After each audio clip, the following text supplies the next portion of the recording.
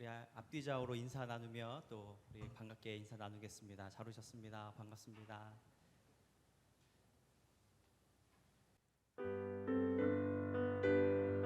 우리 시간 모든 영광을 하나님께라는 찬양 우리 고백 함께 드리겠습니다. 모든 영광을 하나님께,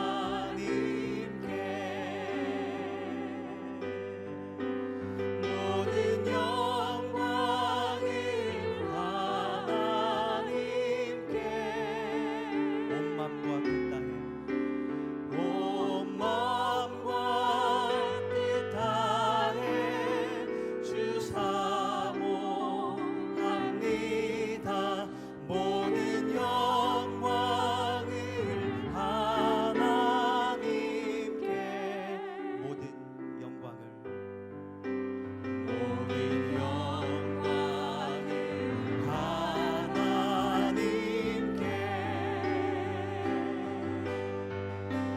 모든 영광을 하나님께,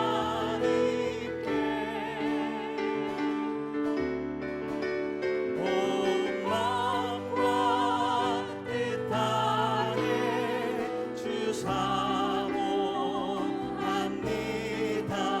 모든 영광을 하나님께.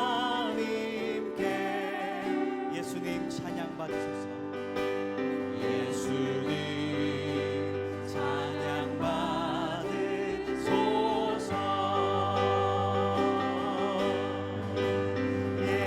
예수님 찬양 받으소서.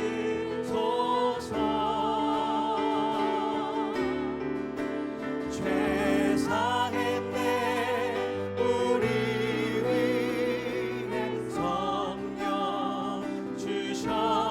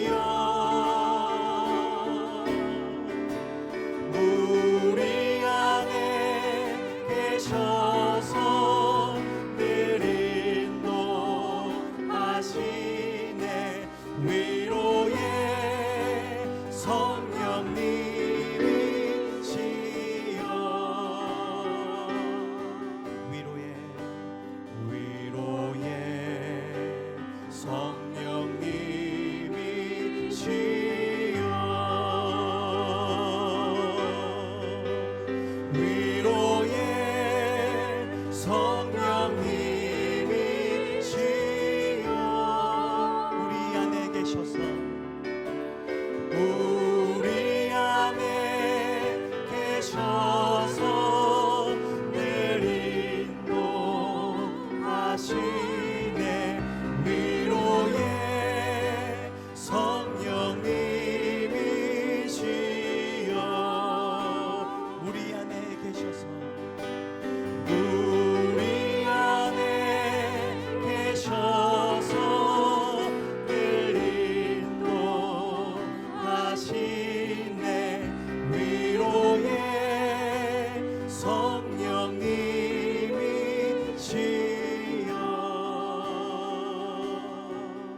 예수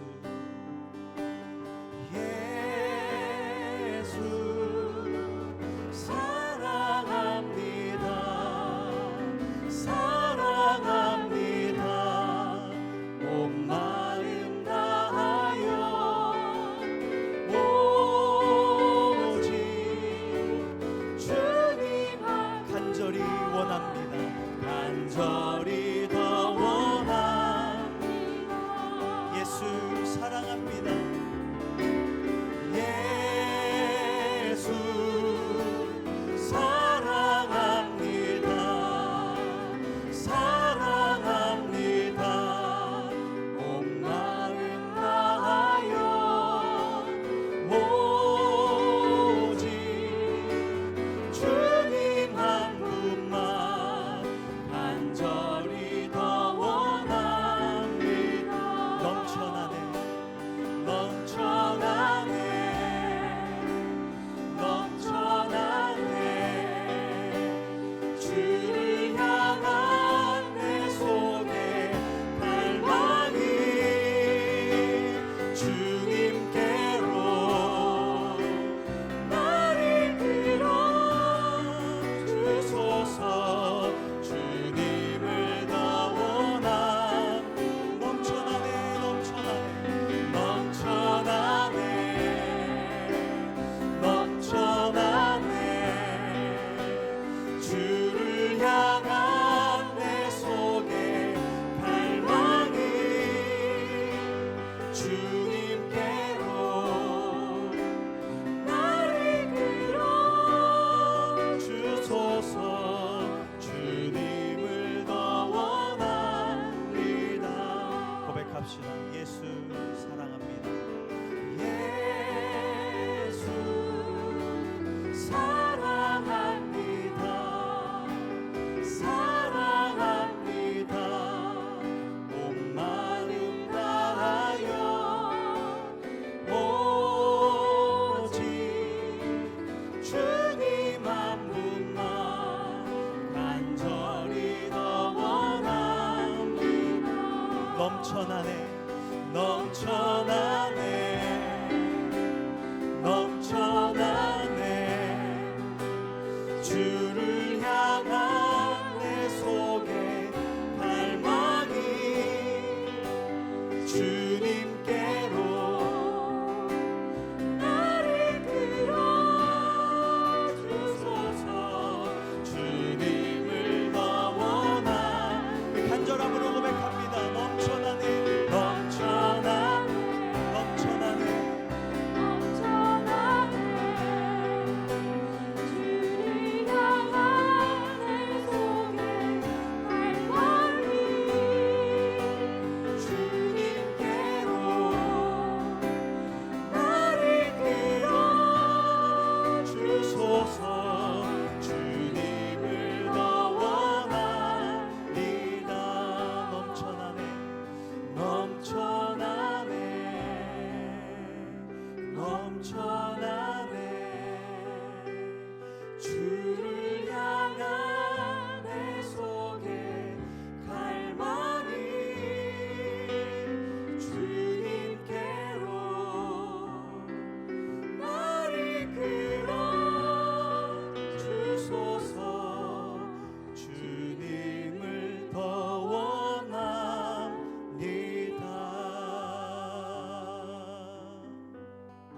아멘. 이 시간 예배를 위해서 함께 기도하겠습니다. 코로나의 역병에도 저희를 보호하시사 거룩한 주일을 허락하시고 저희들의 예배를 받으시는 우리의 생명 되신 창조주 하나님께 찬양과 경배를 올려드립니다. 저희에게 물과 성령으로 거듭나게 하신 성자 하나님, 예수님의 십자가 사랑에 감사드립니다.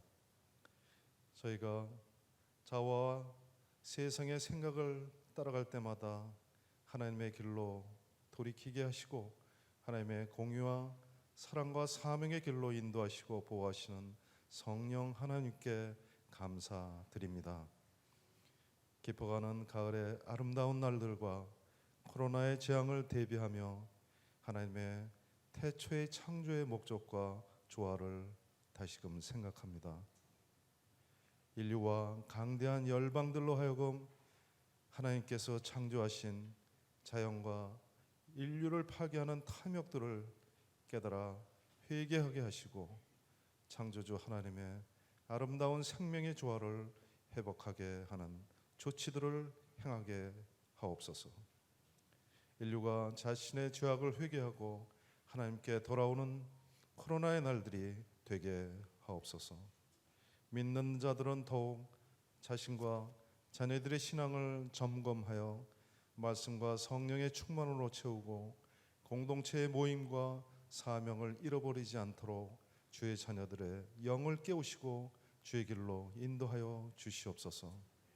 세상의 통치자들로 자신들의 탐욕과 잘못된 자화와 이념들을 깨달아 죄악된 길을 떠나 하나님의 공의와 사랑으로 대한민국과 열방을 다스려 자신들도 살고 국가 공동체와 열방들이 함께 조화롭게 살아가는 축복의 날들이 다시금 되게 하여 주시옵소서. 코로나로 어려운 이웃들을 치료하시고 돌보는 기회가 되게 하시고 돕는 손길들을 보호하시고 속히 치료제와 백신들을 허락하셔서 인류의 회개와 함께 코로나 바이러스가 사라지게 하실 줄 믿습니다. 하나님께서 허락하신 형제교회 이전을 위해 기도합니다. 형제교회 성도들로 예수님의 몸된 교회의 귀한 지체 삼아 주시고 신앙의 유전으로 우리의 자손들과 후대들을 구원하신 하나님의 명령을 따라 전도와 사랑의 헌신으로 나아가는 기회가 되게 도와 주시옵소서. 형제교회 성도들을 모세와 여호수아와 갈렙과 같이 믿음과 순종의 제자들로 하나님의 위대한 구원의 방주들로 다시금 세워 주시옵소서. 이전을 준비하며 하나님 원하시는 성령의 충만과 생명의 말씀과 헌신의 사명과 하나님과 성도들을 향한 사랑을 회복하게 도와 주시옵소서. 필요한 재정들을 채워주시고 비록 작은 공간이지만 하나님의 형제교회 시간과 공간을 하나님의 지혜로 아름답게 꾸며가게 도와 주시옵소서. 비록 여러 다른 생각들이 있을지라도 성도들이 한 마음으로 기도하고 합력해서 하나님의 역사를 이루게 도와 주시옵소서. 그리하여 이 모든 기도와 협력이 저희를 위해 하나님께서 축복하신 하늘 상급의 기회가 되게 하여 주시옵소서. 코로나 기간의 어려운 시간들을 사명을 붙잡고 나아가는 선교사님들과 전도자들을 보호하여 주시옵고 힘주시오 새 생명 구원의 역사가 날마다 저희의 가정과 교회와 열방과 이웃에서 일어나도록 저희를 사용하여 주시옵소서.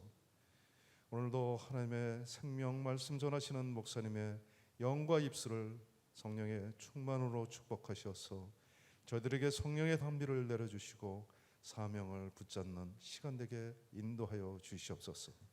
그리하실 주님을 믿사오며 감사드리며 예수님의 이름으로 기도합니다. 아멘.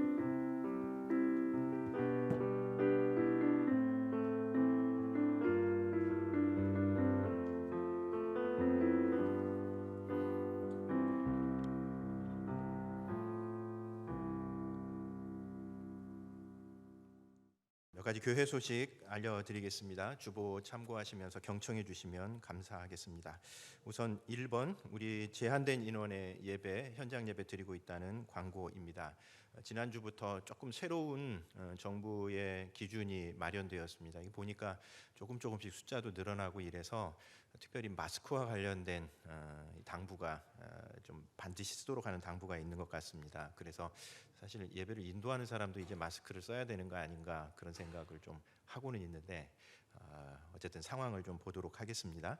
아무튼 저희 각 예배당 지금 60명 정도 신청을 받아서 예배를 드리고 있습니다. 조금 번거로우시더라도 미리 신청해 주시기를 부탁드리고요. 또 유튜브 채널, 카카오톡 채널에 올라가는 영상 예배를 활용하셔서 가정이나 개인 예배 자료로 사용해 주시기를 부탁드립니다.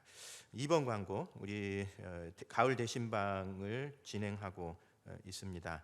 제가 그냥 생사 확인 신방 그렇게 이야기를 하는데 우리 지난 봄 이후에 모이지 못한 또 서로 어떻게 지내는지 잘 알지 못하는 사람들이 오랜만에 같이 모여서 기도 제목 나누고 함께 말씀 나누고 있습니다. 그래서 유 목사님도 거의 칼럼에 쓰셨는데 다락방마다 분위기가 좀 다르기는 하지만 그래도 이 상황 속에서 우리가 함께 같이 모일 수 있다는 것이 기쁨이다. 그런 것들을 많이 느끼면서 진행하고 있습니다. 다양한 방식으로 대신방 진행합니다. 대면으로뿐만 아니라 비대면, 전화 어떤 방식이든 이 가을에 우리가 한 번 정도는 서로 사정들을 좀 나누는 기도 제목을 나누는 시간으로 삼으려고 생각하고 있습니다. 우리 목자들의 안내를 따라서 일정들을 잘 조정해 주시면 감사하겠고요. 다락방 릴레이 기도회도 지금 진행이 되고 있습니다. 그리고 4번 광고, 공목센터 회의에 관한 광고입니다. 우리 11월 마지막 주 오후 1시에 정말 오랜만에 아마 올해 1월 달에 한번 모이고 저희가 거의 모이지 못했었던 것 같은데 몇 가지 함께 좀 의논하고 중요하게 결정해야 될 사항들이 있습니다. 그래서 다음 주 주일 오후 1시에 공목센터 회의로 함께 모이도록 하겠습니다. 우리 재직들 잊지 마시고 가급적 많은 숫자들이 좀 함께 참여해 주시면 감사하겠습니다. 그리고 오늘은 우리 이전위원회에서 그간의 이전의 상황에 대해서 간단하게 안내해 주시도록 하겠습니다. 박희영 집사님 나오십니다. 교회 이전이 하나님께서 도와주시고 또 여러분들께서 기도해 주셔서 차근차근 잘 진행되고 있습니다. 저번 주까지 우리 그 설교도가 다 완성되어서 지금 이제 관청에 지금 인허가 신청이 들어가 있습니다. 우리 이전에 가장 큰 영향을 미치는 게 인허가가 얼마나 빨리 나오냐입니다. 그래서 공무원들이 빨리 검토하고 또 하나님께서 빨리 내줘라 하는 이런 역사가 일어나서 빨리 인허가가 맞춰지기를 원합니다. 그리고 다음 주부터는 지금 이제 돼 있는 그런 쪽에 일부 철거가 들어갑니다. 한 며칠 정도 진행될 거고요. 그다음 대출에 대한 상담이 다 끝나갔고 지금 이제 저희들이 목표로 하는 그 대출 금액과 그 이자율이 지금 조정 중에 있습니다. 우리한테 가장 도움되는 그런 금액과 이자율이 결정될 수 있도록 기도해 주시고요. 그다음에 수양관도 용도 변경이 다 끝났습니다. 지금 이제 관청에 등기 진행 중입니다. 등기가 완전히 잘 나와서 무사히 잘 이양되고 또 저희들의 재정에 도움이 될 수 있도록 기도해 주시기 바랍니다. 기도 제목입니다. 증축을 위해 빠른 인허가를 위해서 기도해 주시고요. 또 철거 작업 시 안전하고 또 정확히 이루어질 수 있도록 기도해 주시고요. 이번 주에 공사업체를 선정합니다. 하나님께서 선정하신 그런 공사업체가 잘 선정되어서 잘 우리 아름다운 그런 교회를 만들 수 있도록 또 인테리어도 아름답게 꾸며갈 수 있도록 기도해 주시고요. 또 우리의 재정의 목표가 있습니다. 또 자원하는 헌금의 목표가 있습니다. 하나님께서 다 채워주실 줄 믿습니다. 기도해 주시고 다락방 모임은 거기 참 넓습니다. 의자도 한 10개 갖다 놨으니까요. 모여서 기도하시고 찬양도 해주시고 이렇게 축복해 주시면 감사하겠습니다. 오늘 우리에게 주시는 하나님의 말씀은 사도행전 4장 23절부터 31절까지의 말씀입니다.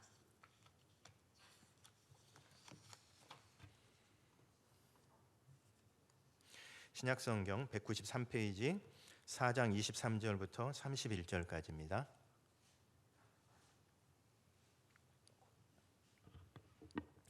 찾으신 줄 알고 제가 봉독하겠습니다. 사도행전 4장 23절부터 31절입니다. 사도들이 노임에 그 동료에게 가서 제사장들과 장로들의 말을 다 알리니 그들이 듣고 한 마음으로 하나님께 소리를 높여 이르되 대주제여 천지와 바다와 그 가운데 만물을 지은 이시요 또 주의 종 우리 조상 다윗의 입을 통하여 성령으로 말씀하시기를 어찌하여 열방이 분노하며 족속들이 허사를 경영하였는고 세상의 군왕들이 나서며 관리들이 함께 모여 주와 그의 그리스도를 대적하도다 하시니로소이다. 과연 헤롯과 본디오 빌라도는 이방인과 이스라엘 백성과 합세하여 하나님께서 기름 부으신 거룩한 종 예수를 거슬러 하나님의 권능과 뜻대로 이루려고 예정하신 그것을 행하려고 이 성에 모였나이다. 주여 이제도 그들의 위협함을 굽어 보시옵고 또 종들로 하여금 담대히 하나님의 말씀을 전하게 하여 주시오며 손을 내밀어 병을 낫게 하시옵고 표적과 기사가 거룩한 종 예수의 이름으로 이루어지게 하옵소서 하더라. 빌기를 다함에 모인 곳이 진동하더니 무리가 다 성령이 충만하여 담대히 하나님의 말씀을 전하니라. 아멘. 우리 31절 말씀 함께 봉독하겠습니다. 빌기를 다함에 모인 곳이 진동하더니 무리가 다 성령이 충만하여 담대히 하나님의 말씀을 전하니라. 아멘. 세상의 위협 앞에서라고 하는 제목으로 하나님의 말씀 같이 나누도록 하겠습니다. 요한복음 13장부터 17장까지에는 특별한 별명이 붙어 있습니다. 예수님의 고별 설교라고 그렇게 우리가 부릅니다. 왜냐하면 예수님께서 십자가를 지시기 바로 전날 밤 제자들과 마지막 밤을 보내면서 하신 설교이기 때문에 고별 설교라고 그렇게 부릅니다. 그리고 그 고별 설교는 우리가 능히 예상할 수 있듯이 상당히 무거운 분위기 가운데서 진행이 됩니다. 왜냐하면 이제 사랑하는 스승과 작별할 시간이 얼마 남지 않았다라고 하는 것을 예수님께서 제자들에게 직접 이야기하시기 때문에 그렇습니다. 이제 내일 날이 밝으면 예수님께서는 체포되셔서 죽음을 당하실 것이고 그 스승과의 이별이 얼마 남지 않았다는 것이 제자들에게는 무거운 마음으로 자리 잡게 되고 무엇보다 이제 스승 없이 살아가야 될 그 세상이 만만치 않은 세상이었기 때문에 그렇습니다. 흔히 적대적인 세상 그렇게 부르는 제자들의 그 사역, 제자들의 삶에 대해서 달갑지 않게 생각하는 사람들이 앞으로 제자들 앞에 나타날 것을 예상하고 있었기 때문에 그렇습니다. 그래서 그 요한복음 13장부터 17장까지의 내용을 보면 제자들이 앞으로 살아갈 그 세상이 얼마나 험난할 것인가에 대해서 예수님께서 미리 말씀하시면서 위로하고 격려하시는 내용이 많이 나옵니다. 예를 들면 요한복음 15장 18절과 20절에 보면 세상이 너희를 미워하면 너희보다 나를 먼저 미워한 줄을 알라. 사람들이 나를 박해하였은즉 너희도 박해할 것이요 라고 말씀하십니다. 그러니까 이제 제자들이 예수님 없이 살아가야 될 그 세상이 순탄치 않은 세상이 될 것이라는 겁니다. 제자들을 미워할 것이고 특별히 예수님을 박해하였던 것과 똑같이 이 땅에 3년 동안 공생의 사역하시면서 예수님께서 특별히 유대교 종교 지도자들로부터 고난을 당하셨던 것과 마찬가지로 제자들도 똑같은 고난을 앞으로 겪게 될 것이라고 이야기하십니다. 요한복음 16장 2절에서도 사람들이 너희를 출교할 뿐 아니라 때가 이르면 무릇 너희를 죽이는 자가 생각하기를 이것이 하나님을 섬기는 일이라 하리라 라고 미리 앞서서 예고를 하십니다. 그러니까 제자들을 출교하는 것 이것은 공동체 밖으로 추방시키는 것입니다. 예수를 믿는다는 이유로 그 지역 공동체에 더 이상 살 수 없다고 요즘도 선교지에서 가끔 그런 일들이 일어나는데 그렇게 추방하는 그런 일들이 일어날 뿐만 아니라 심지어는 제자들을 죽이는 것이 하나님의 일이라고 생각하는 사람들이 나타날 것이다 하는 그런 예고입니다. 그래서 이 고별 설교는 이제 스승 없이 더군다나 적대적인 세상에서 살아갈 그 제자들을 눈앞에 두고 예수님께서 그들을 위해서 격려하시면서 힘든 세상이겠지만 너희들이 그 세상 속에서 지지 말고 잘 이겨내야 한다라고 격려하시면서 위로하시는 것 그것이 바로 고별 설교의 내용입니다. 아마 주님께서는 오늘 우리들에게도 동일한 마음을 갖고 계실 겁니다. 우리가 예수님의 이름으로 살아가는 이 세상살이가 만만치가 않습니다. 때로는 세상이 우리들을 적대하고 오해하고 비난하는 때가 굉장히 많이 있습니다. 그럴 때에도 주님께서는 여전히 그런 어려움과 난관 앞에서 우리가 뒤로 물러서지 않고 하나님의 하나님의 능력을 힘입어서 이겨내기를 바라시는 그런 마음으로 오늘 우리를 바라보고 계시는 겁니다. 우리가 사도행전 말씀을 쭉 살펴가고 있는데 특별히 사도행전 3장과 4장은 하나의 단락을 이루고 있습니다. 사도행전 3장과 4장은 성전 미문에 앉아 있던 장애인을 치유했었던 사건, 그리고 그 이후에 베드로가 유대인들에게 설교를 하면서 베드로가 했었던 그 설교가 유대교 안에서 나왔었던 파문, 파장, 후폭풍, 그것을 3장과 4장에서 기록을 하고 있습니다. 마치 유대교는 낡은 가죽 부대처럼 기독교의 그 생명력을 담아내지 못합니다. 그래서 안에서부터 들끓기 시작했고, 이제 오늘 본문을 보면 마침내 이 예수님의 복음에 대해서, 초대교회가 전하는 예수 그리스도의 그 복음에 대해서 적개심을 드러내는 장면, 그것이 오늘 우리가 읽은 4장의 내용입니다. 우리가 오늘 23절부터 31절까지만 읽었지만 사실 4장 전체를 보면 이 유대교 종교 지도자들이 기독교에 대해서 굉장히 적대적인 자세를 가지고 대하는 것을 보여줍니다.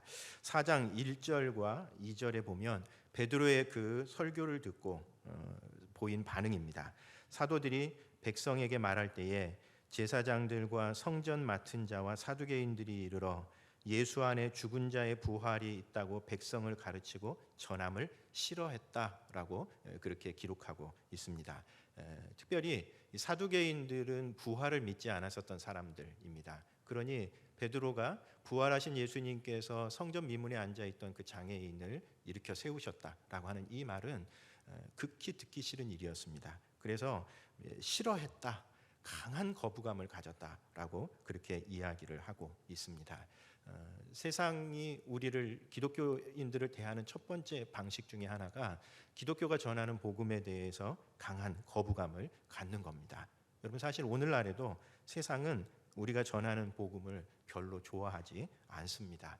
왜냐하면 당신이 죄인입니다 라고 하는 이 말은 누가 들어도 기분 나쁜 말이기 때문에 그렇습니다. 가끔 이야기하는 것처럼 기독교는 그런 점에서 마케팅에 실패할 수밖에 없는 종교다. 우스갯소리로 그렇게 얘기하지만 누구나 무언가를 소개할 때에 기분 좋은 말을 좋아합니다. 가끔 길에 다니다 보면 도 전하는 사람들이 와가지고 요즘도 덕이 있게 생기셨습니다 이러면서 그렇게 얘기하지 않습니까? 뭔가 좋은 말을 통해서 사람들의 마음을 사야 되는데 우리 기독교 복음은 그렇지 않은 겁니다. 당신은 죄인입니다 라고 하는 이 말이 우리의 기분을 여전히 상하게 합니다. 만약에 문제가 있다면 다른 사람에게 문제가 있지, 그 문제가 나에게 있다라고 하는 이 말은 우리를 기분 나쁘게 만드는 그런 말입니다. 뿐만 아니라 그 문제에서 우리 스스로 구원할 수 없다라고 하는 이 말도 세상 사람들이 받아들이기가 굉장히 어렵습니다. 왜냐하면 우리 주체적인 인간은 그래도 이성을 가지고 우리의 문제를 해결해 갈 줄 아는 그런 발달된 시대의 인류는 우리의 문제를 스스로 해결할 수 있다라고 기본적으로 그렇게 믿고 생각하며 살아갑니다. 이런 사람들에게 당신이 처한 그 문제를 스스로 해결할 수 없다라고 하는 이 말은 마찬가지로 기분이 나쁘게 만듭니다. 뿐만 아니라 그 구원의 길이 예수님에게만 있다라고 하는 이 선언에 대해서도 굉장히 오만한 선언이라고 받아들입니다. 여러분, 누가 과연 진리를 독점할 수 있다는 말이냐? 어떤 집단이나 어떤 사람이 도대체 진리를 실제로 온전하게 구현해내는 일이 가능하냐라고 하는 이런 믿음 속에 있는 사람들이 볼 때에 예수님만이 구원의 길이다라고 하는 이 말은 말도 안 되는 그런 말이라고 생각합니다. 왜냐하면 우리는 모두 다 진리의 일부분만 가지고 있다고 받아들이기 때문에 그렇습니다. 온전한 진리를 구현한 종교는 이 세상에 단 하나도 없기 때문에 그런 점에서 예수님만이 구원의 길이다라고 하는 이 말은 여전히 사람들을 불편하게 만드는 그런 말입니다. 또 기독교의 복음에 대해서, 베드로가 전한 그 복음의 메시지에 대해서 위협하고 협박합니다.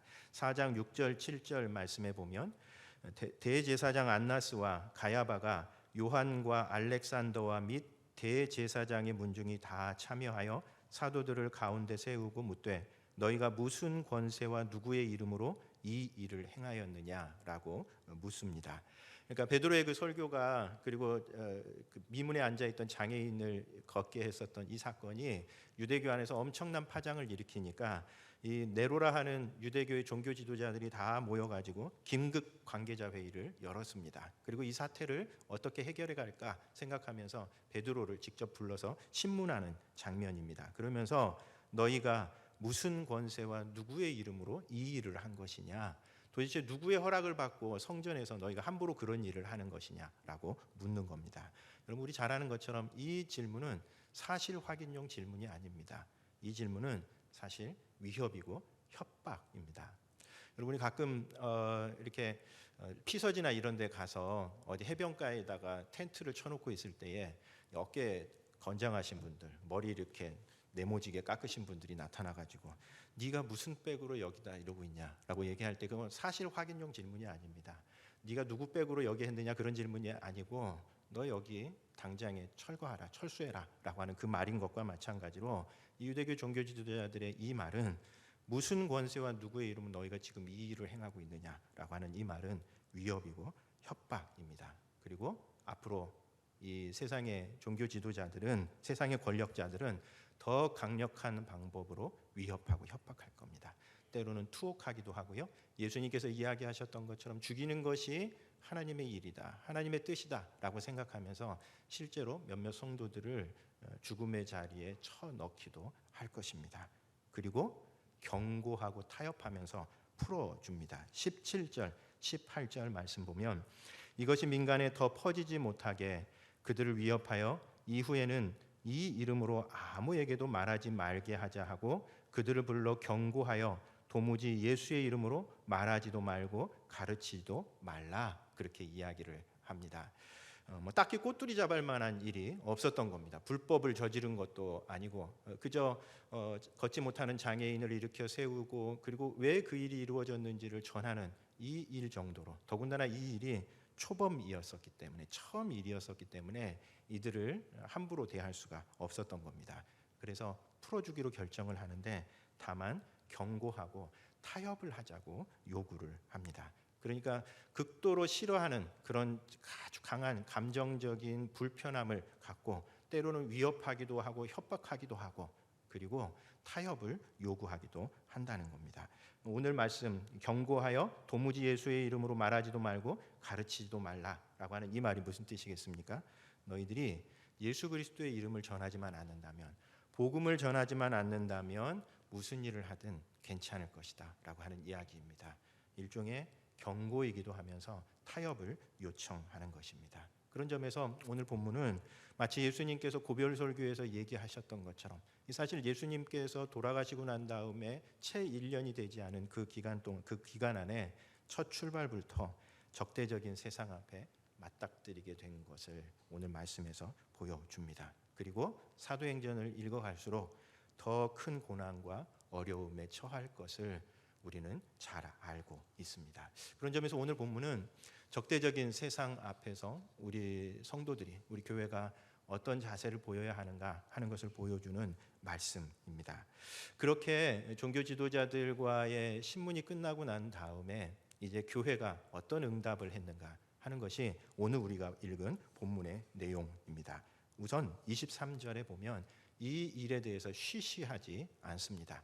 그러니까 권력자들이, 유대교의 종교 지도자들과 세상의 권력자들이 자신들에 대해서 불편한 감정을 갖고 있다는 것에 대해서 숨기지 않습니다. 23절에 보면 사도들이 노임에 그 동료에게 가서 제사장들과 장로들의 말을 다 알렸다라고 그렇게 되어 있습니다.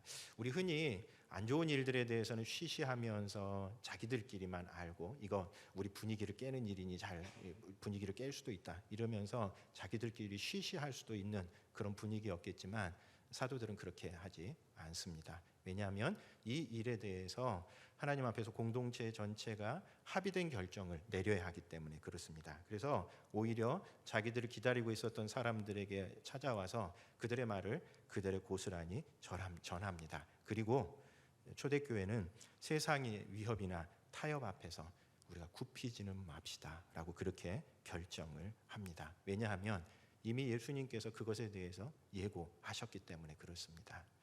그 굽히지 않겠다는 그 타협이나 위협 앞에 우리가 양보하지 않겠다는 그 마음의 태도는 어디에서 나옵니까? 우선 공동체가 함께 마음을 모아 기도한 데서 나타납니다. 우리 24절 말씀 한번 같이 읽도록 하겠습니다. 24절 같이 읽습니다. 그들이 듣고 한 마음으로 하나님께 소리를 높여 이르되 대주제여 천지와 바다와 그 가운데 만물을 지은 이시요. 그들이 그 말을 듣자마자 한 일은 무엇인가 하면 이제 우리가 이 세상의 권력자들이 하는 말을 따라서 우리가 적당하게 우리의 행동의 수위를 조절합시다. 이렇게 얘기하지 않습니다. 도리어 그 상황 앞에서 하나님 앞에 그 상황을 솔직하게 이야기합니다. 공동체가 한 마음으로 기도하기 시작합니다. 여러분, 기도라고 하는 것은 별것 아닌 것 같지만 사실 큰 힘이 그 가운데 있습니다. 왜냐하면 기도할 때 우리의 눈은 더 이상 세상에 맞춰지지 않기 때문에 그렇습니다. 기도할 때 우리의 눈은 세상에서 하나님을 향하게 됩니다. 그리고 오늘 본문에서 이야기하는 것처럼 온 세상의 참 주권자 되신 하나님, 대주제이시고 천지와 바다 그리고 그 가운데 있는 만물을 창조하신 그 창조주 하나님, 지금도 역사를 자신의 손으로 직접 주관하고 계시는 그 하나님께 우리의 시선을 향하게 되는 겁니다.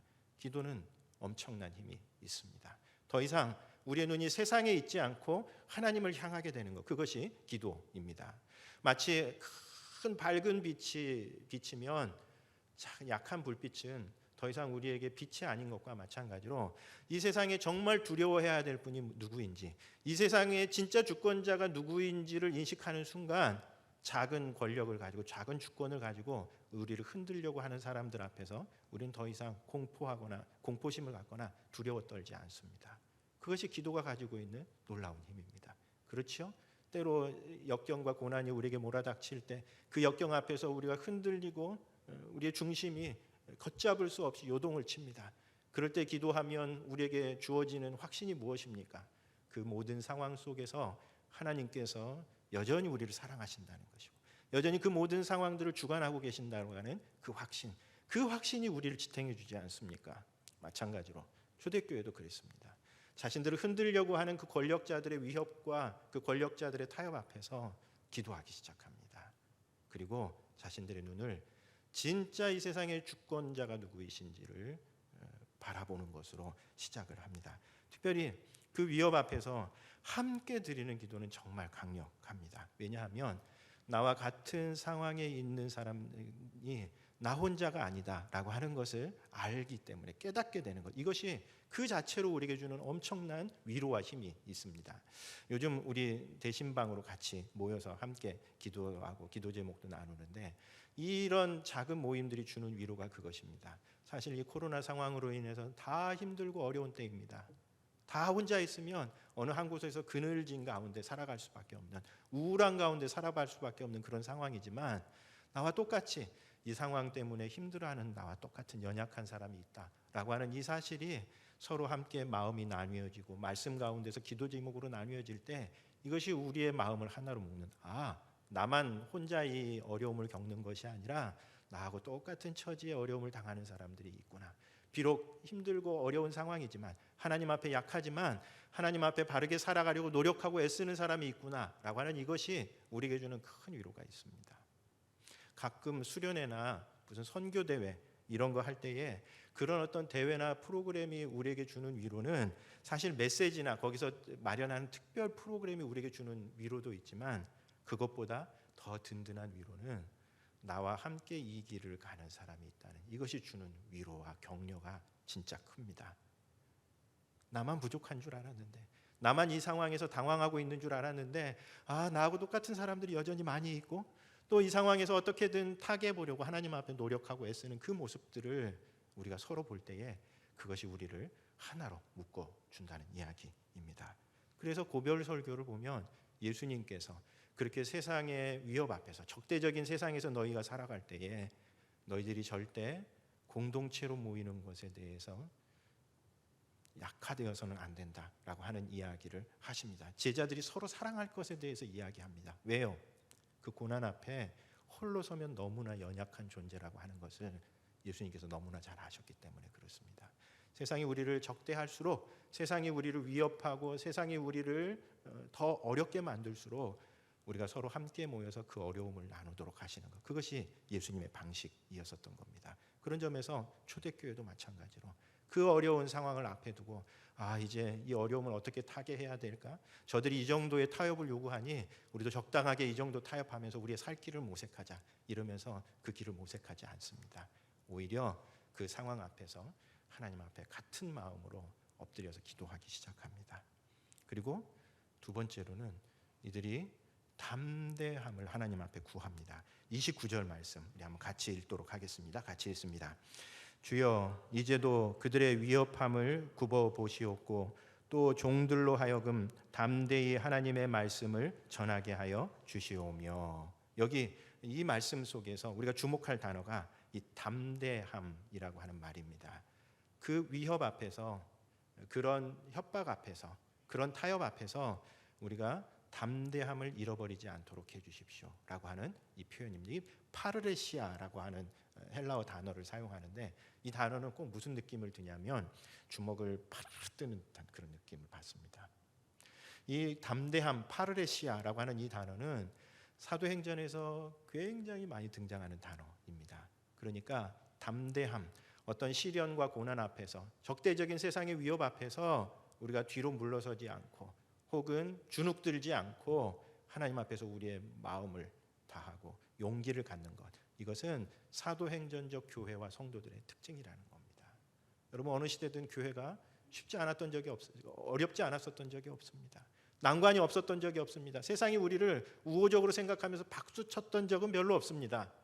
어느 시대에나 적대적인 세상 앞에서 때로는 오해를 받고 때로는 불신을 당하면서 살아왔는데, 그럴 때에 우리가 마음의 담대함을 갖는 것, 이것은 사도행전의 모델을 따르는 모든 교회와 성도들의 특징이다라고 하는 겁니다. 하나님께서는 우리의 시련과 어려움 앞에서 뒤로 물러서지 않는 사람들, 침륜에 빠지지 않는 사람들을 하나님께서 기뻐하시는 겁니다. 여러분, 초대교회 성도들이, 그리고 우리가 세상의 시련과 위협 앞에서 담대할 수 있는 이유는 뭘까요? 그것은 이미 그것이 예고된 것이기 때문에 그렇습니다. 이게 새로운 상황이 아니라는 이야기입니다. 오늘 말씀에 보면 초대교회 성도들이 하나님 앞에 기도하면서 25절, 26절, 또 주의 종 우리 조상 다윗의 입을 통하여 성령으로 말씀하시기를 어찌하여 열방이 분노하며 족속들이 허사를 경영하였는고 세상의 군왕들이 나서며 관리들이 함께 모여 주와 그의 그리스도를 대적하도다 하신 이로소이다. 이 말씀은 시편 2편을 인용한 말씀입니다. 그러니까 이 세상의 군왕들이 하나님을, 그리고 하나님께서 기름 부어 세우신 메시아 그리스도를 대적할 것이다 라고 하는 이 예고는 이미 시편 2편에서부터 예고되었었던 말씀이라는 이야기입니다. 무슨 뜻이겠습니까? 이런 어려움, 적대적인 세상 앞에서 살아가는 것이 이게 예외적인 것이 아니라는 겁니다. 필연적인 상황이라는 겁니다. 어느 시대든 세상의 권력자들은 하나님에 대해서 대적하고, 그리고 특별히 그 하나님께서 기름 부어 세우신 그리스도를 맞서서 싸우는 것이, 그게 그냥 세상의 방식이었다는 겁니다. 그러니 오늘 우리도 동일한 상황 가운데 있기 때문에 이런 어려움 가운데서 뒤로 물러서지 않고 우리도 담대함을 가져야 한다는 겁니다. 뿐만 아니라 이 위협이 그리스도를 겨냥한 것이기 때문에 그렇습니다. 27절, 28절, 과연 헤롯과 본디오 빌라도는 이방인과 이스라엘 백성과 합세하여 하나님께서 기름 부으신 거룩한 종 예수를 거슬러 하나님의 권능과 뜻대로 이루려고 예정하신 그것을 행하려고 이 성에 모여 있나이다. 지금 자신들을 향해서 그렇게 위협하고 협박하는 이 상황, 이것이 자신들에 대한 위협과 협박이 아니라는 것을 간파했었던 겁니다. 누구를 향한 위협이고 협박입니까?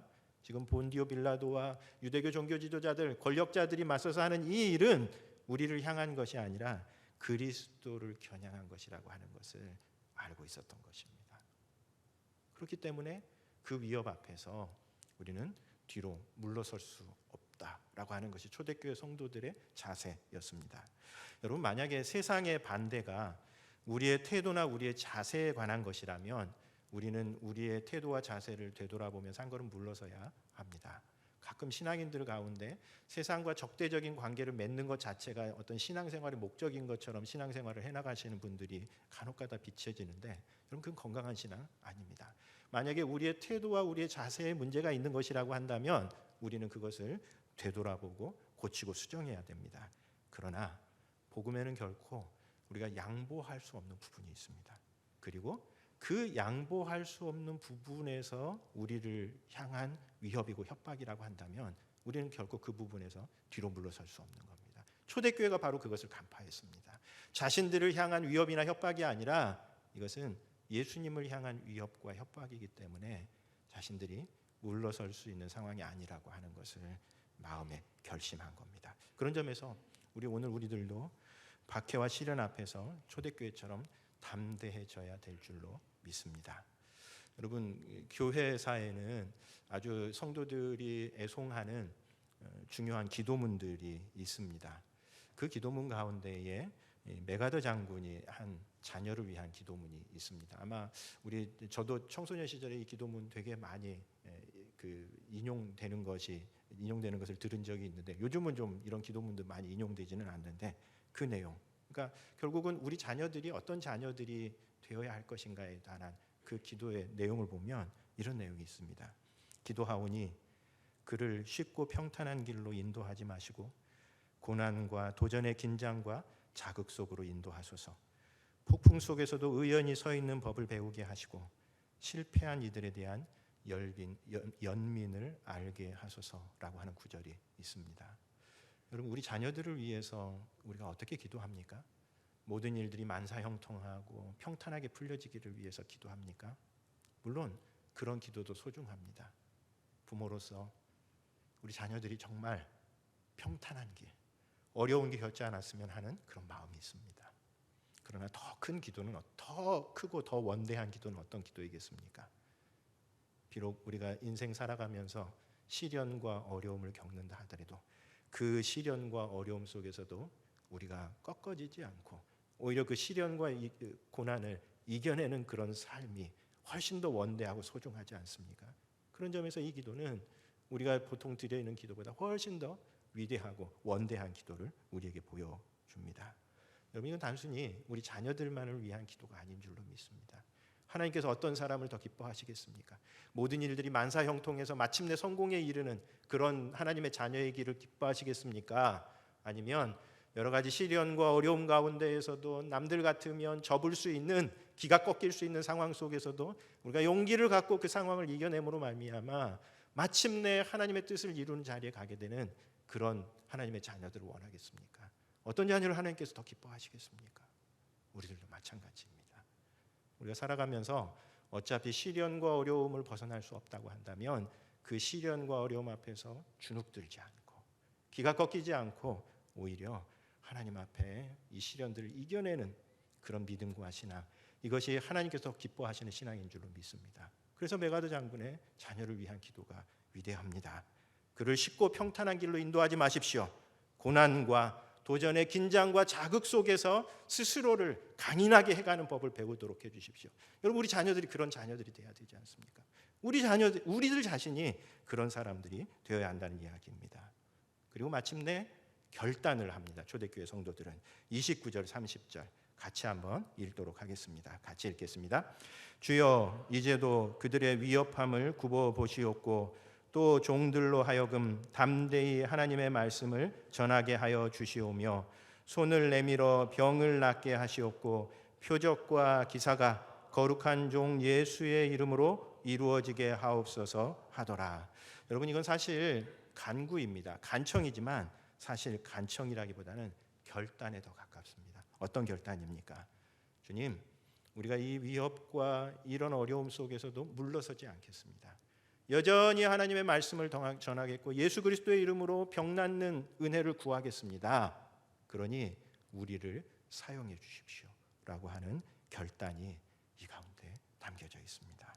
우리가 뒤로 물러서지 않겠습니다. 그러니 우리를 주님의 도구로 사용해 주십시오 라고 하는 결단입니다. 여러분 어느 시대에도 교회가 세상의 위협에서 비껴난 적은 한 번도 없습니다.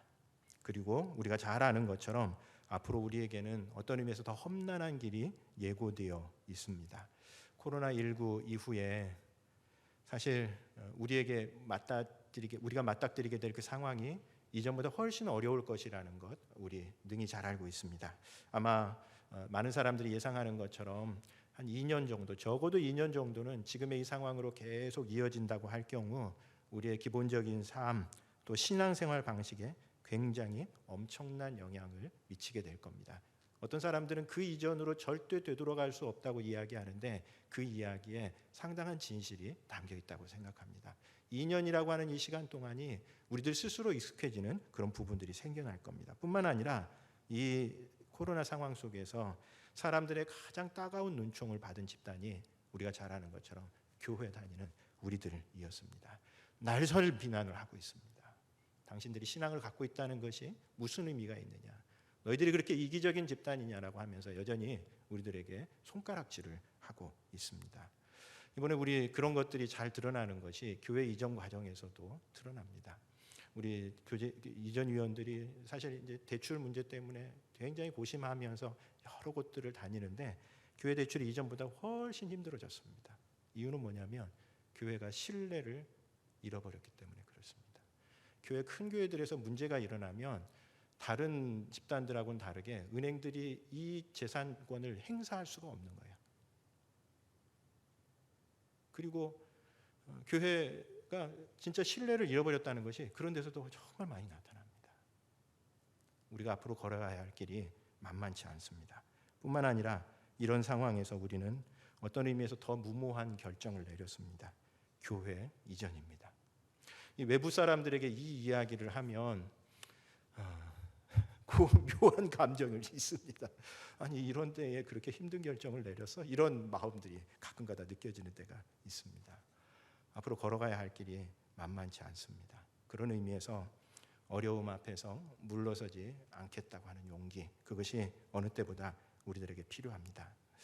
최근에 청파교회 김기성 목사님의 설교 가운데 사람들에게 많이 공감을 주었었던 설교 한 구절이 있습니다.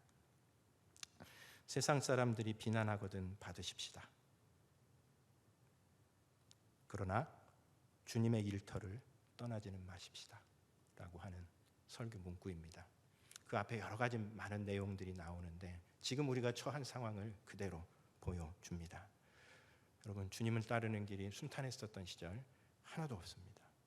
앞으로 우리가 무슨 선택을 내리든 내가 주님을 조금 더 순탄하고 편하게 따르겠다라고 하는 그 선택이 된다면 우리의 선택은 잘못된 선택일 가능성이 높습니다. 여러분, 세상 사람들이 우리를 오해하고 비난할 수 있습니다. 그것이 눈에 보입니다. 비난하거든 받읍시다. 오해하거든 견뎌냅시다. 그러나 주님께서 우리에게 주신 이 일터를 떠나지는 맙시다. 초대교회 성도들은 그런 점에서 어려운 시대를 살아가는 우리들에게 모범이 됩니다. 어려움 앞에서, 위협 앞에서 물러서지 말고 묵묵히 십자가의 길을 걸어가는 우리 교우님들 되시기 바랍니다. 기도하겠습니다. 주님, 오늘 사도행전의 모습을 통해서 세상의 위협 앞에서 뒤로 물러서지 않고 도리어 하나님 앞에 새로운 마음의 결단을 하는 초대교회의 모습을 보았습니다. 주님, 우리 앞에 남겨져 있는 이 길도 만만치 않은 것을 우리들이 압니다. 사람들이 우리를 오해할 수 있고 비난할 수 있습니다.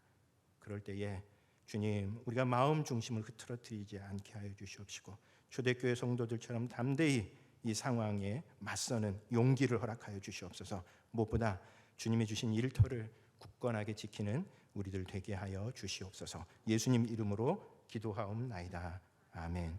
우리 다 함께 일어나셔서 너 시험을 당해 같이 찬양하겠습니다.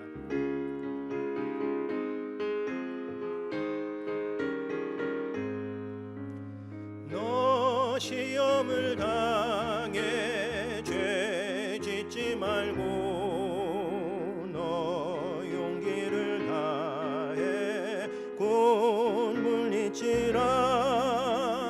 너 시험을 이겨 새 힘을 얻고 주 예수를 믿어 늘 승리하라.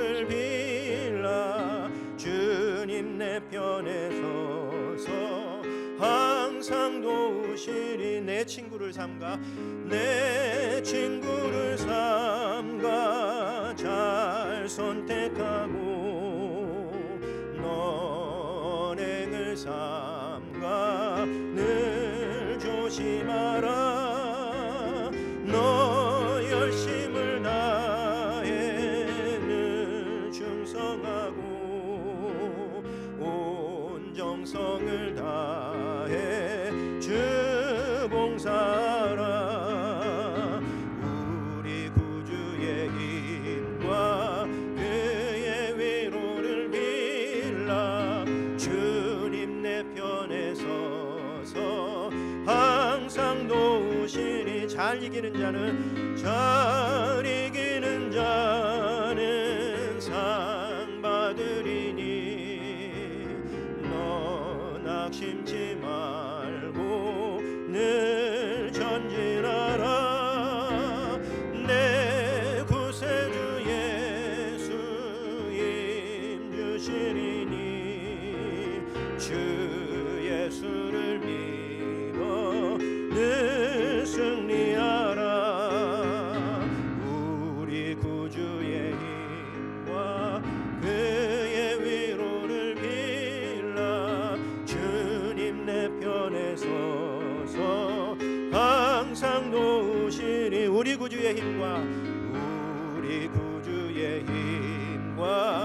그의 위로를 빌라 주님 내 편에 서서 항상 도우시니